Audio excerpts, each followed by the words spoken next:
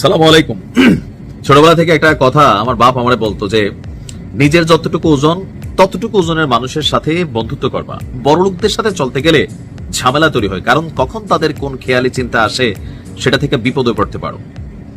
আরেকটা বাক্য বাংলাদেশে আছে যে আমাদের দেশে যেটা আমরা বলি যে পুলিশের সাথে বন্ধুত্ব করা, শত্রুতা করা দুইটাই বিপজ্জনক। তবে আজকের দিনে মার্কিন যুক্তরাষ্ট্রের যে প্রেসিডেন্ট আছে ডোনাল্ড ট্রাম্প, তার সাথে বন্ধুত্ব শত্রুতা দুইটাই কিন্তু ভাই আপনার পুরো দেশকে বিচ্ছিন্ন করে দিবে। সবচেয়ে মজার বিষয় হচ্ছে এর আগের টার্মে যখন ডোনাল্ড ট্রাম্প ক্ষমতায় ছিল, মোদির সাথে এক অন্যরকম বন্ধুত্ব ছিল। মোদি একজন ভালো বাবা এরকম বক্তব্য কিন্তু দিছিল। এমনকি মোদিও ট্রাম্পের এত ভক্ত ছিল। আবার ভারতীয়রা একাংশের মানুষ ট্রাম্পকে পূজাও করত, আপনাদের খেয়াল আছে নিশ্চয়ই ওই ঘটনাগুলো। কিন্তু এইবারের টার্মে আইসা টোটালি সম্পর্কের জায়গাটা উল্টাই গেছে। গতকালকে ভারতের প্রধানমন্ত্রী নরেন্দ্র মোদীকে ভয়ঙ্কর, অত্যন্ত ভয়ঙ্কর, শুধু ভয়ঙ্কর না অত্যন্ত ভয়ঙ্কর ব্যক্তি বলে মন্তব্য করেছেন ট্রাম্প।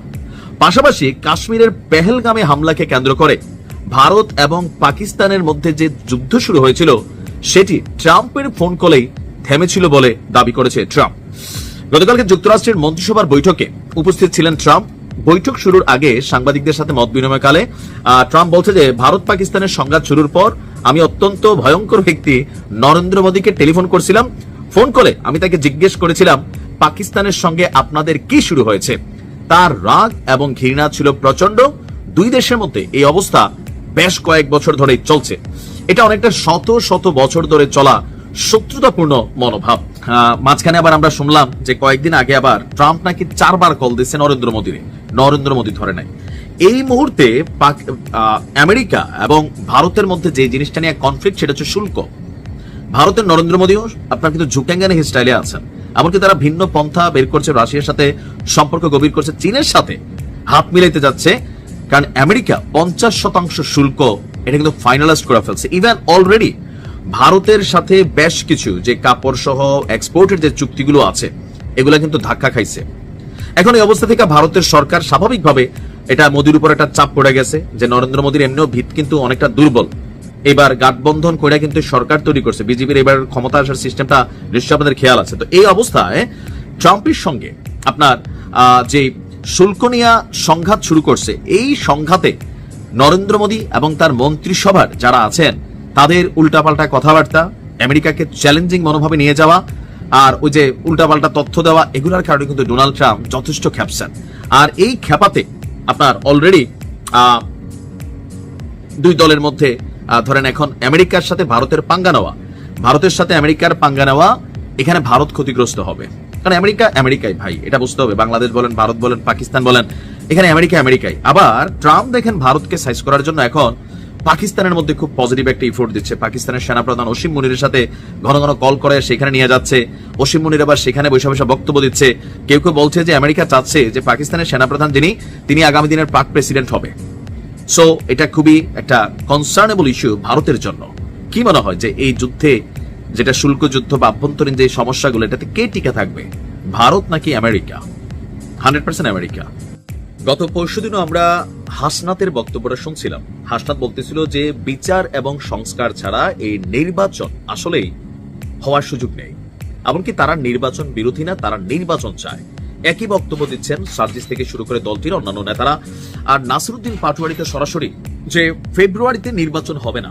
অপরদিকে জামাতও কিন্তু পিআর ইস্যুতে নির্বাচন নিয়ে নানান ধরনের আলটিমেটাম সরকারকে দিচ্ছে। কিন্তু সবাইকে অবাক করে, সবাইকে মুখ বন্ধ করে দিয়ে আজকে ঐতিহাসিক ঘটনা ঘটতে যাচ্ছে। সেটা হচ্ছে আজকে ত্রয়োদশ জাতীয় সংসদ নির্বাচনের যে রোডম্যাপ আছে, সেই রোডম্যাপের খসড়া যেটা, এটা প্রকাশিত হবে আজকে 28 আগস্ট বৃহস্পতিবার। আর ইতিমধ্যে এই খসড়া অনুমোদন দিয়েছেন নির্বাচন কমিশন অর্থাৎ ইসি। গতকালকে আপনার এই তথ্য নিশ্চিত করেছেন নির্বাচন কমিশনের সিনিয়র সচিব আক্তার আহমেদ। তিনি বলছেন যে সিইসি এম এ নাসিরুদ্দিনের কক্ষ থেকে বের হওয়ার পর নির্বাচন কমিশনার মোহাম্মদ আনোয়ারুল ইসলাম সরকার, তিনি বলছেন কর্ম পরিকল্পনার সবকিছুই মোটামুটি আপনার চূড়ান্ত অনুমোদন করে দেওয়া হয়েছে। এখন শুধু টাইপিং চলছে। এর আগে গত 30 জুলাই 300 সংসদীয় আসনের সীমানা পুনর্নির্ধারণ যে ইস্যুটা ছিল সেইটারও খসড়া প্রকাশ করেছে ইসি, যেখানে ভোটার সংখ্যার সমতা আনতে গাজীপুর জেলায় একটি আসন বাড়িয়ে 6টি করা হয়েছে। সেই সঙ্গে বাগেরহাট আসন 4টি থেকে কমিয়ে 3টি করা হয়েছে।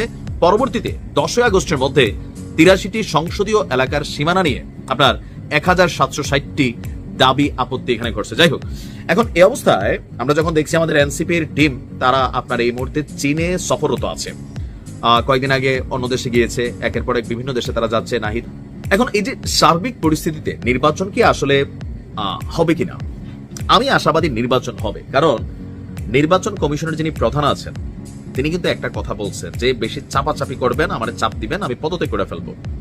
দেখেন এই মুহূর্তে যদি পদত্যাগ হয়, ওইটা নিয়ে কত বড় ঘটনা ঘটবে। পাশাপাশি বিএনপির নেতাকর্মীরা অধীর আগ্রহে বসে আছে সরকারের দিকে তাকাইয়া, ডক্টর মোহাম্মদ ইউনূসের দিকে, যে তিনি তার নির্বাচন নিয়ে যে কমিটমেন্ট দিচ্ছেন বা করছেন সেটা পালন করবেন কিনা। অপরদিকে বিএনপি তাদের বিভিন্ন জায়গায় সভা সমাবেশ কাউন্সিলিং এগুলো কিন্তু করে যাচ্ছে।